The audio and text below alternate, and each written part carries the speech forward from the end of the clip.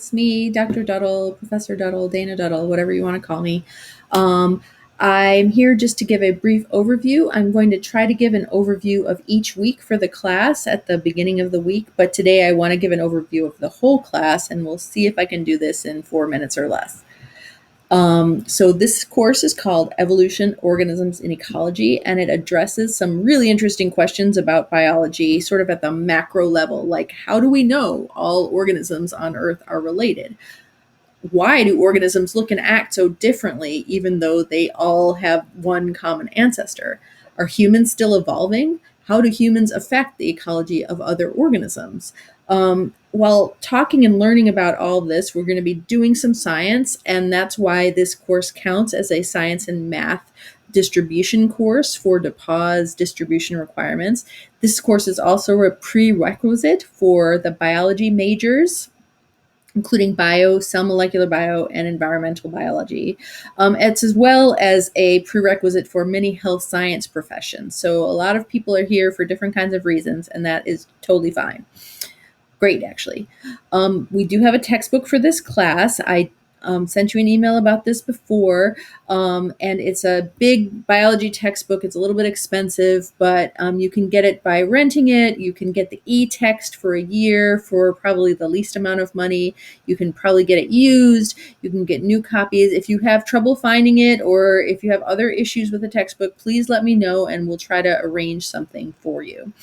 Some of the readings will also be available online, and I'll give you more information about that next week in class. This is a lab course. We have lab on Tuesday mornings, at least for the students who are on campus. The remote students will do something slightly different some weeks.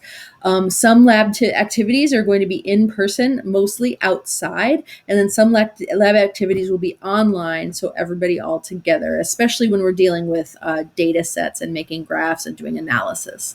The logistics are going to be confusing. I warn you ahead of time, and I apologize ahead of time, but that's just how it is.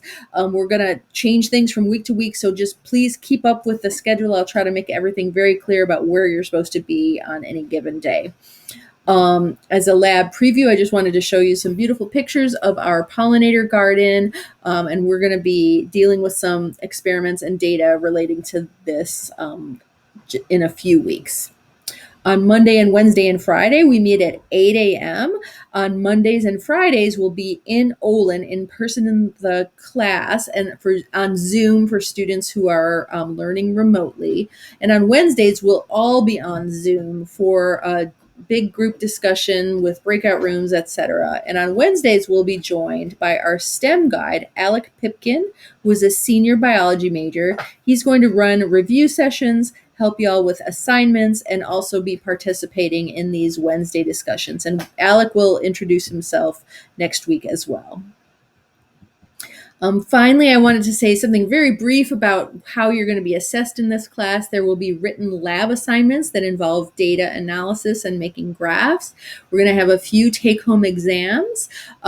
They will be open book and open note, and we'll practice the kinds of questions that you'll be asked to respond to. There will be some credit for participation in a variety of different ways. And we'll have some low stakes quizzes and informal writing to round it all out. I'll give you more details about that next week as well. And I wanted to say, just in closing, that I'm trying to approach this class with as much curiosity as I can. I love this kind of biology. It really makes me excited to learn. I'm always learning new things, hopefully inspired by some of your questions and interests. I also am approaching this class this semester in particular with a whole lot of flexibility and patience and empathy. Empathy for myself as well as for everyone else in the class, and I hope you all will take these values as well. You can see Riley moving around in the background. I hope that you will take these values and maybe add some other values as well as we move through this class together. It's going to be interesting for sure, but I think it's going to work out okay. All right, well, I hope that makes a little bit of sense, and I will see you all next week very soon. See you soon.